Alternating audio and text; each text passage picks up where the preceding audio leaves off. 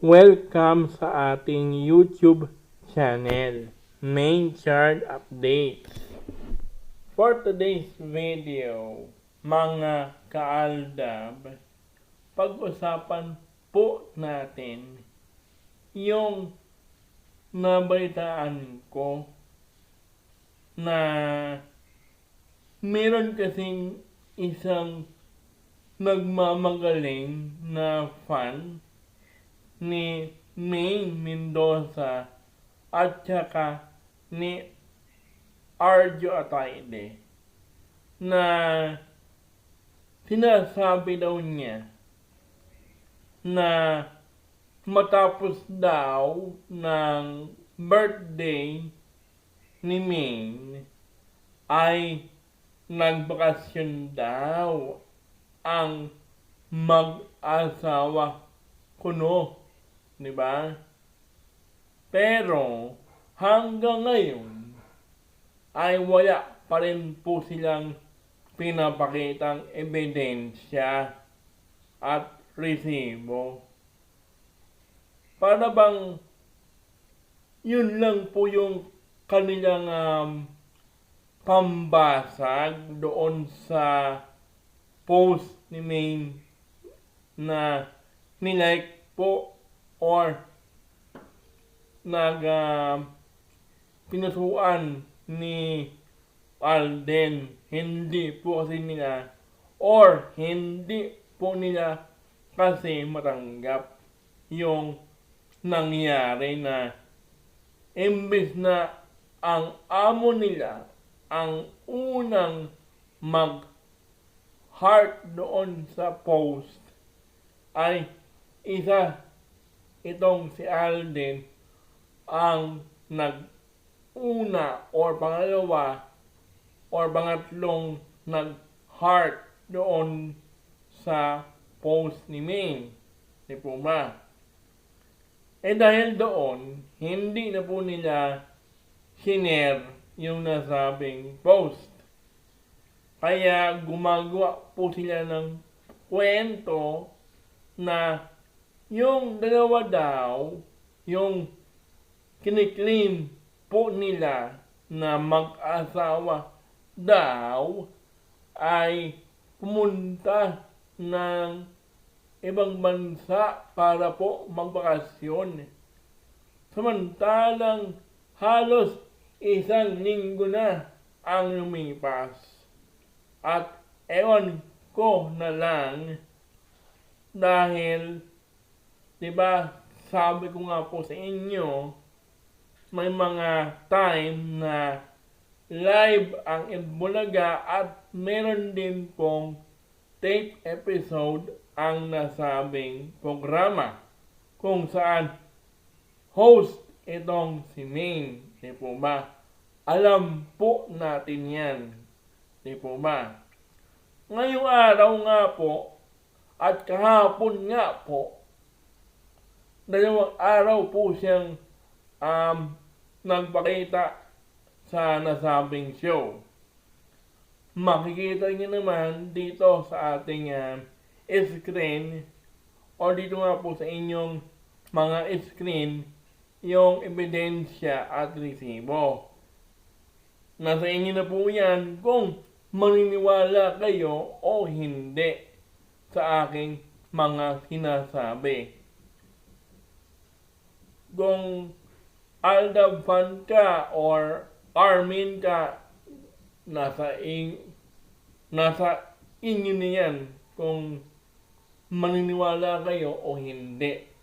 Pero ito yung ebidensya at resibo na nandito lang po si Maine sa Itbulaga at wala po siya sa ibang bansa na sinasabi noong taong yun na akala mo naman dahil pa yung CCTV or yung mga daga or mga ipis or yung mga kuliglig, no?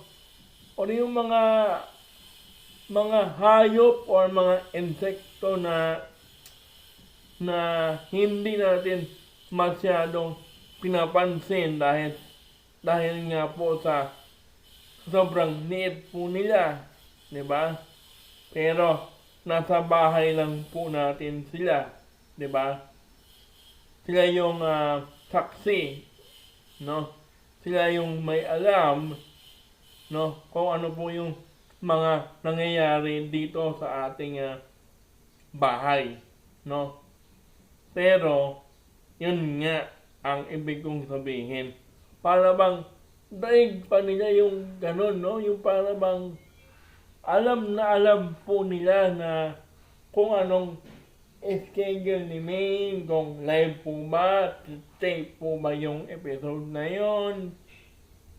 Tapos sabihin po nila na wala daw itong si Maine. Nasa ibang bansa daw. O sige, sabihin na lang natin ganon. Pero nakakapagtaka lang, mahigit isang linggo na or mag-iisang linggo na yung birthday ni Maine. Di po ba? Tapos na yung birthday. Kahit isa man lang sa mga sinasabi nung taong yun na nagpapakalat, nagpapalakas ng loob ng mga army na kapwa niya bayaran, dapat after or 2 days na pagkalipas ng 2 araw, pinakita muna yung nasabing photo, di ba? Hindi yung magpo-post ka sa Twitter, sa Instagram mo, sa Facebook mo na pampalakas ng loob.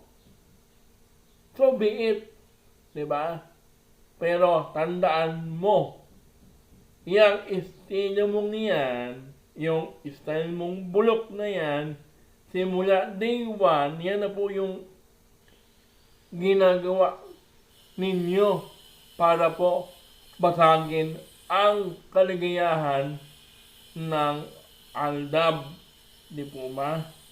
Mga ka-Aldab, yan naman po yung kanilang pambasag na sinasabi po nila na pumunta raw itong si Maine sa ibang bansa kasama raw si Arjo Atayde. Ano mga Armain, nahirapan po ba kayong i-edit? Or kasi para bang kung totoo nga po yung kanilang sinasabi mga ka-Aldab, di sana mga 2 araw lang, 3 araw, nakapost na yan sa mga social media accounts, di po ba? Para bang sinasabi mo lang, sinasabi ninyo lang na nagbakasyon yung dalawa para basagin yung nasabing pag-like or pagpuso ni Alden sa post ni Maine Mendoza. Kasi hindi ninyo matanggap, no? Kaya gumagawa kayo ng kwento, mga ka-Aldab, di po ba? Para basagin yung pag-heart ni Alden Richards doon nga po sa sa post ni Maine.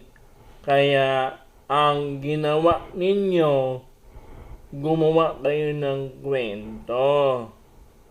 Kung totoo nga yung sinasabi ninyo, ay bakit ang tagal-tagal na ng timeline pa lang, doon pa lang sa timeline simula nung March 5, ganun pataas, hanggang ngayon wala pa kayong